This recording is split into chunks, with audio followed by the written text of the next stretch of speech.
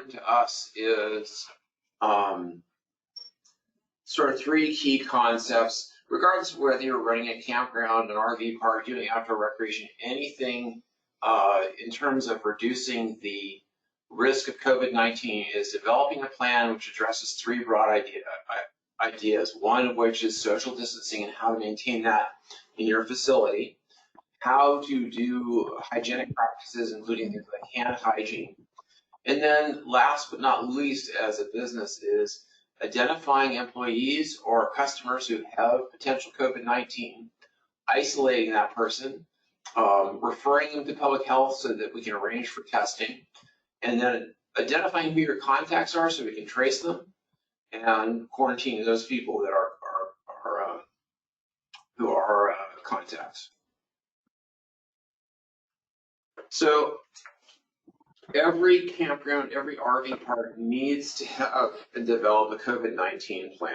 And this can be fairly rudimentary, but regardless of what you develop, you need to ensure that your visitors who are coming in and using your park are aware of your new policies and procedures prior to their arrival. And actually, one thing that we do ask is that, if possible, make your visitors aware of what the signs and symptoms of COVID-19 are, and screen those people for symptoms maybe before they leave their house or wherever they're coming from, so they don't get to your facility and have signs and symptoms that would prevent them from using your facility. Ensure all of your staff, including your temporary or your contract workers, your volunteers, all those folks are properly trained in COVID-19 prevention policies and have what you determine to be the necessary supplies and PPE needed to do their job. Then ensure that your staff is aware of what these responsibilities are ahead of time, and that you've supplied that same information to all of your staff. So what you want to be able to do on a day-to-day basis is conduct every staff member, or conduct screening of every staff member for febrile respiratory illness. And those are things like a new or worsening cough, new or worsening shortness of breath, a fever. There are a number of other symptoms associated with it. Those are the big three.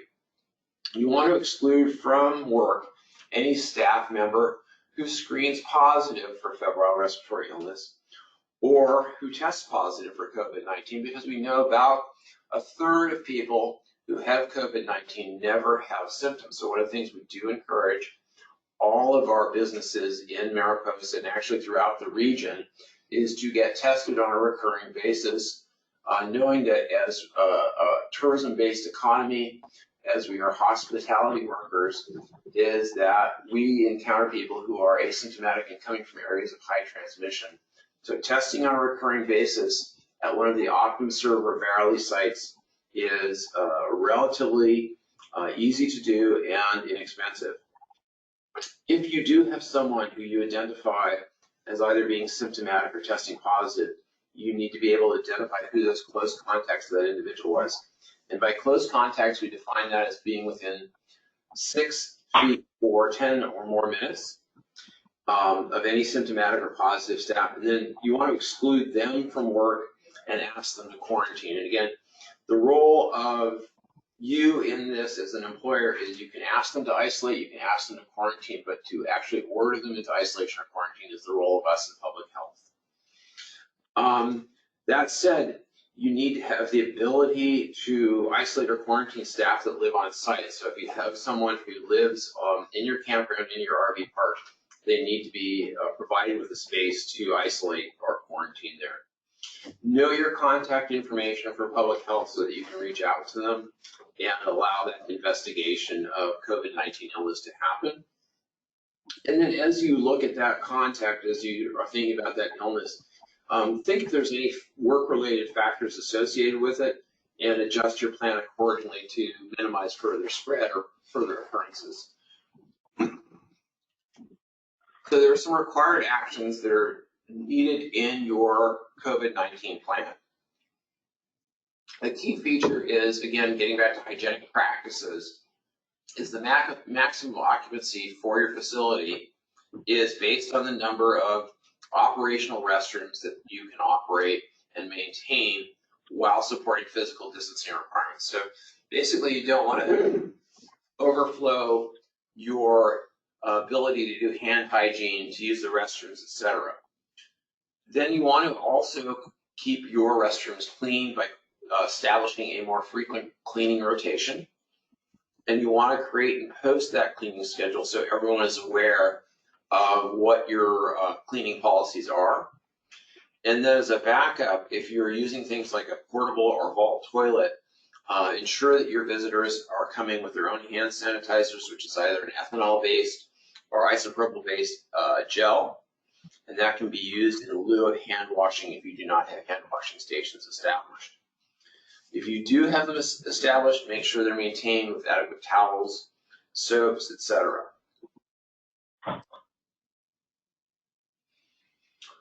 If you are running a larger RV park, your water filling stations, dump stations, propane filling stations must be cleaned and disinfected on a daily basis, and if possible, your staff should wipe down the equipment after each use.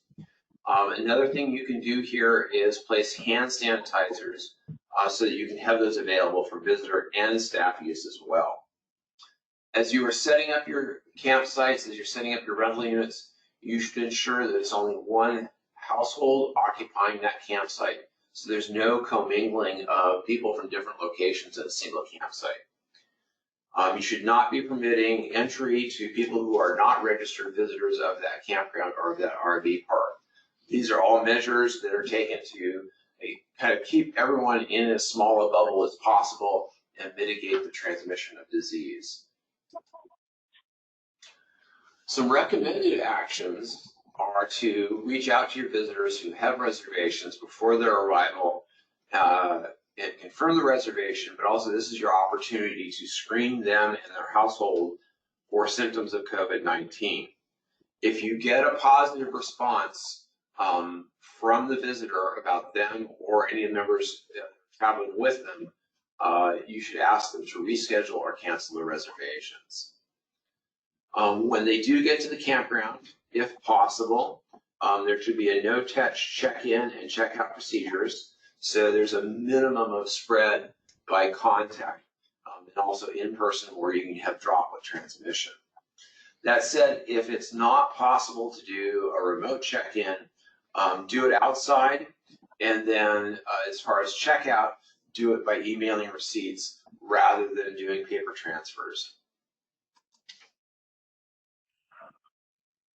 If you have people that come with self-contained vehicles that have their own toilets, shower, bathing area, it should be encouraged to use those rather than using the facilities that are actually in the campground or the RV park. As amenities are used, after each visitor stay, these should be properly wiped down, cleaned, and disinfected. This can include things like your barbecue grills, chairs, all your secondary seating, water spigots, hookups, etc. Implement measures to ensure physical distance of at least 6 feet between and among workers and visitors. So this, again, can be looking at your workspaces, looking at where people line up and setting up markers that are 6 feet apart, things that will allow people to be very cognizant of what that 6-foot distance is.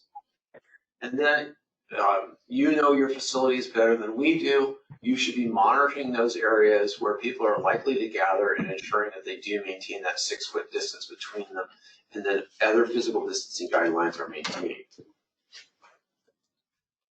So there's some things that we can't currently do, but expect to be able to do perhaps within the next 2 months based upon disease activity. But one of the things that we were expecting in stage 3, which is why we're calling it stage 2.98, is that we would have the ability to gather in groups of 50 or less, and that is so at this point all public events or gatherings must be either canceled or postponed. That can include things that happen in your campground, like bonfires, group campsites, presentations at outdoor amphitheaters, things like musical performances. If you have other places where people can congregate, such as playgrounds, conference spaces, or meeting rooms, those also must be closed until such a time as they're allowed to resume operation. When they are allowed to resume, either under a modified or a full operation, there will be some guidance that will come out for those that will be on the COVID-19 resilience roadmap, and that will allow you to look at those and see how you can implement. Shut the fuck up. Spaces. All right, so that's sort of the overview, and at this point, I'm open for any questions or discussions you may have.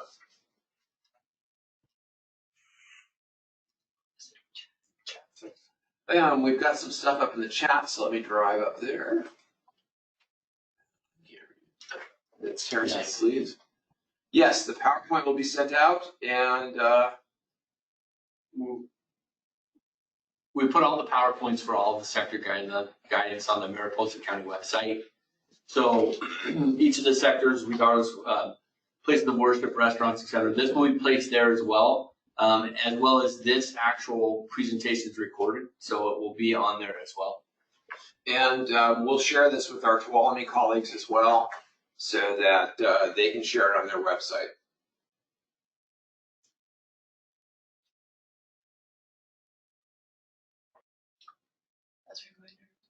Can you explain the restroom ratio per campsite? Sure. So honestly, I don't have better guidance on that, but the idea is basically not to overwhelm your restrooms, because one of the key features for limiting transmission is hand hygiene. And so that what you want to do is ensure that you have enough hand washing stations to ensure hand hygiene, and realistically that gets about down to 1 to every 24 people. If that's possible, 1 to 40 is another ratio that I've seen, but that's actually not in the specific California guidance. That's just things that I know from setting up mass gatherings, that's the typical ratio for hand washing stations to visitor. And Katie, I will, and this is for everybody, but Katie, to answer your question, a lot of times in each of the sectors that we've done, the guidance from the state is a general broad. It might say have a partition or barrier between people eating without any recommendation for size. So what you basically do is walk your site or your sites, make the determination of what is right.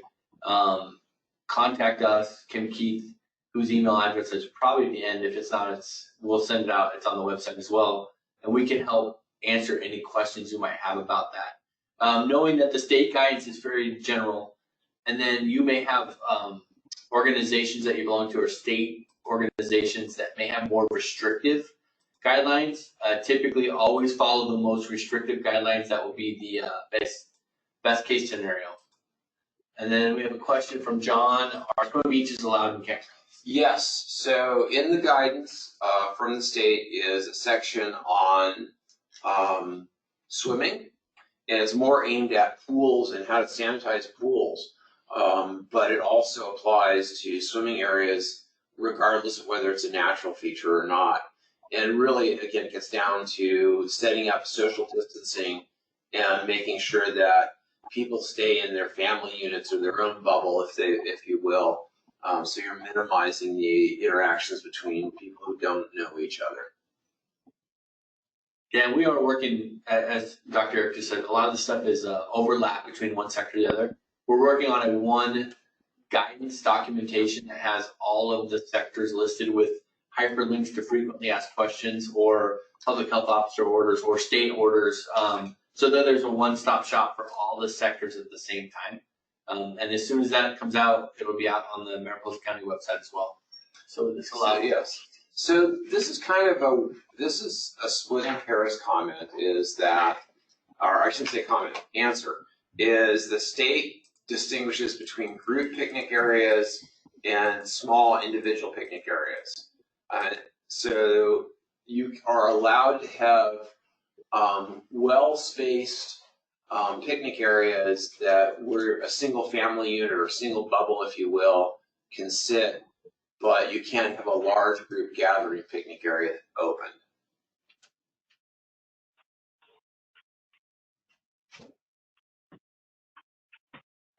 See anything? I think I've got the wrong one. Whoever has the wrong one, I think you might you have a hotline. So I don't know if that was for us. All right.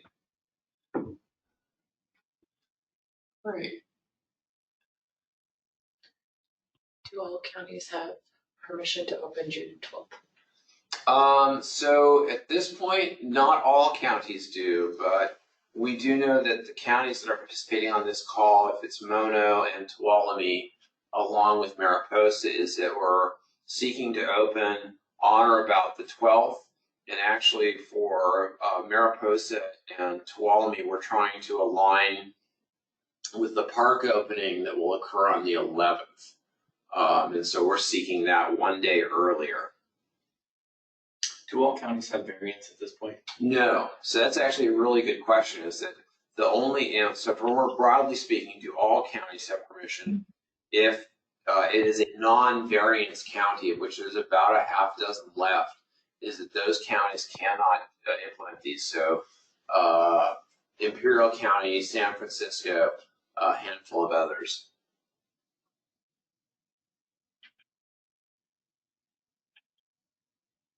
So does that mean that essential travel or non-essential travel has been opened up from county to county? So that is our understanding, is that on the 12th, the State Health Officer, Dr. Sonia Angel, will modify the stay-at-home order such to allow non-essential travel. And we don't know exactly how she's going to word that or how she's wordsmithing that with her her staff. And so, but that is something that she has told us to anticipate to look for on the 12th. On or before the 12th, I should say. But it will be a modification of the stay-at-home order. And you mentioned gatherings to make sure there's no gatherings. Is that still at 10 or is that like at 50? So the gatherings, In the actual site? The maximum gathering right now is 10. We've not seen guidance that allows a general group of 50. However, I will say that there's already exemptions for churches that allow gatherings of up to 100 or 25% of the church's occupancy, and also for assemblies for demonstrations, free speech assembly. So that's the same guidelines as up to 100 or 25% of the building space. Our shower. Right. So we should ask people not to have multiple sites with multiple groups together. Group camping. Yeah, group campsites are not allowed at this point, and that if you do a campsite, it should be for a single family unit. Right. Not required, as best I know. Oh, are they? No. Sorry. But no, shower facilities are actually permitted under the guidance, and there is guidance in there. It's about a 2-page section on restroom facilities and showers, and how to set them up for use. Well, this isn't ours. This is the campgrounds right now. I know, but can they hear us? Yes. It's okay. No, I have to hit the microphone to. Okay, that's fine. Irene, I can hear you loud and clear. Oh, sorry. It's okay. It's nice to meet you. All right, other questions? Go back to chat.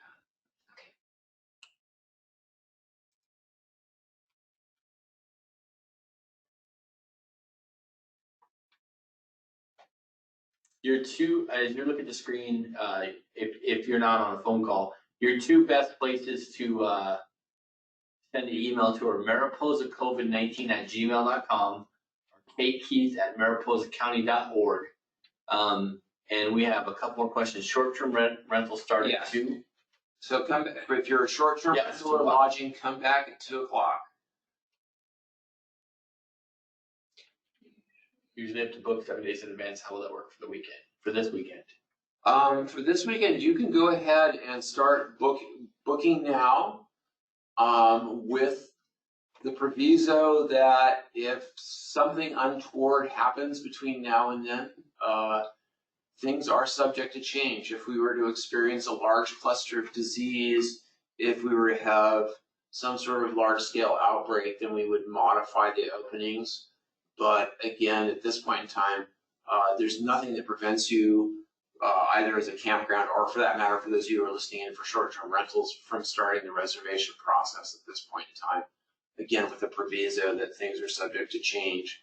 You know, again, if the governor decides, wait a minute, things aren't going right, he may not allow a modification of the stay-at-home order. Yeah, and all of the information in each of the sectors, we've cautioned pretty broadly to say that I'm Joe Lynch, by the way, from Health and Human Services. Pretty broadly to say that we've moved forward to a local variance because we've had the right standards in place to be safer in our community. So as we continue to open sectors, your questions are great because what we don't want to do is go back to normal. It's having a thoughtful approach to opening campsites and lodging and places of worship and restaurants and retail and businesses, so that there's a community involvement in doing it. Each of your written action plans are self-attested to. No one's going to come out and check them. But the expectation is that as part of the county, as part of this group of counties that are together, that we exercise caution. So if you're not sure if something is right, I would prefer we ask the question and we'll get more specific guidance out so that you can do this the right way. And if you have any difficulties in any part of the opening process, whether you can't find enough hand sanitizer, things of that nature, let us know. Our goal is to get you open and get you safe, and for all of us to move forward in a cohesive way. So one more question, Don Pedro reservations are still closed online. So I'm going to defer that to our Tuolumne colleagues if they've got any info on that.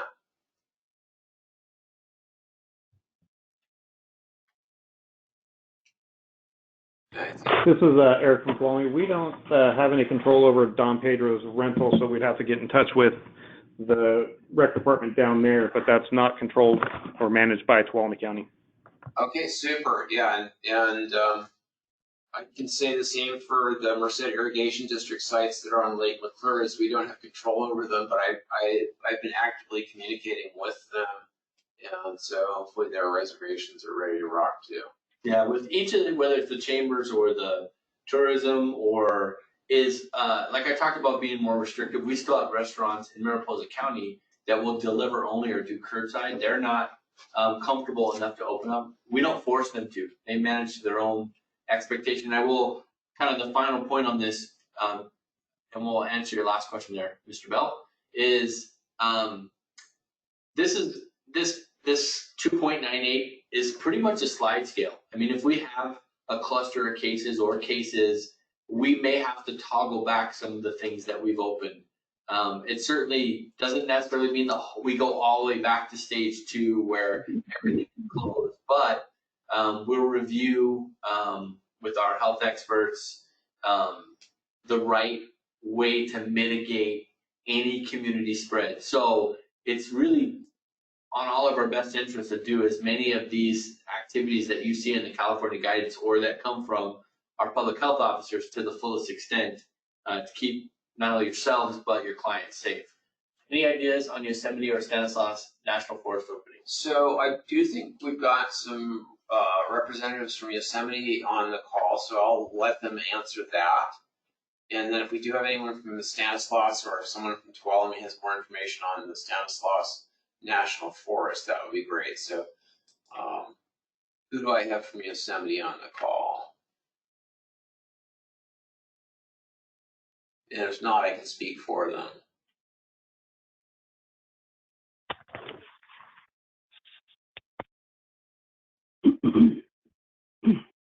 All right, so what I do know is that the park put out a press release today that they will plan on opening on the 11th as scheduled, that will include campgrounds and lodging, and it will also include day use on a reservation basis. And so what I would ask is that you go to the Yosemite Facebook page, and they would have links there to all of those things. But again, the park itself should be open on Thursday. And then who do we have from Stanislaus on the call? I think I saw somebody from Forest Service there. So this is Diana Fredlin. Unless Beth, are you on? Yes, I am. It took me a minute Good. to find the mute button. So this is Beth Martinez, Deputy Forest Supervisor on the Stanislaus. So it would be our intent to move forward. Initially, we're focusing on our concession operations, but with some of our own Forest Service run operated campgrounds as well, probably not all because we're not there yet with PPE, cleaning supplies, and safety gear. And that is assuming that Dr. Ortiz, the Tuolumne Public Health Officer, is in the same place, as Dr. Sadrenko is. But that's what we're shooting for. Hey, this is Dr. Ortiz. That is good. correct as far as we know, given the current situation. Great, thank you. I didn't see that you were on, but thank you for responding.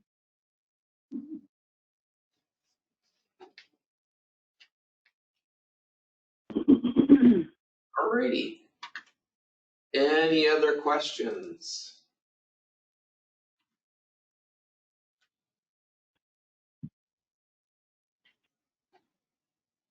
Super. So, Liza, do you have a contact info for Tuolumne people if they have a question that is Tuolumne specific? I know we've got our Mariposa stuff hanging here. Yeah, I can have Christina type our email address in the chat box. Our phone number is 209-533-7440, and our email is health@tuolumecounty.ca.gov. Cool. And another question from Brandon is, and it's for you, is will Tuolumne be putting out new health officer orders? We will probably on the 11th, effective for midnight to 12th so far.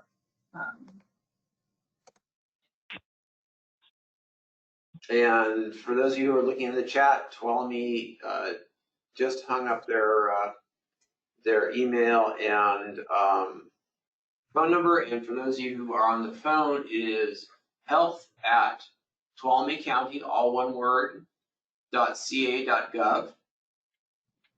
And I know I need my eyes checked. 209-533-7440. I also need my eyes checked, apparently. All right.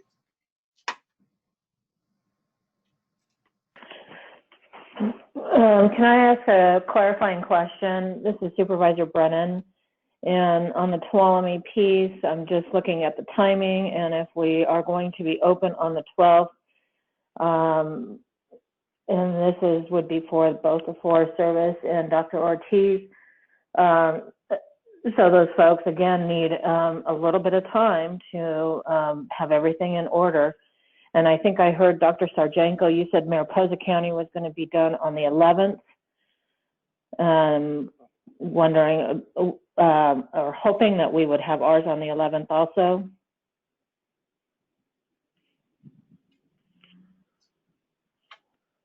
There. Sorry, I had to find a mute button. This is Liza. We are looking at, so far right now, the health officer order in draft form is, will probably go out on the 11th for effective midnight between the 11th and 12th. And I agree and recognize the need for notice. We just need to work on some details before we give out that notice. I expect we should be able to communicate with the Forest Service today, but it's a work in progress.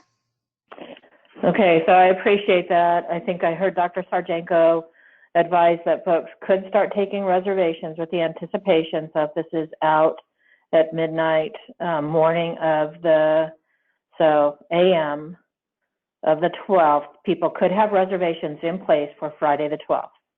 Just if nothing else, and just looking for clarification, if there is nothing unexpected from the state. Yep. or from the local situation, of course.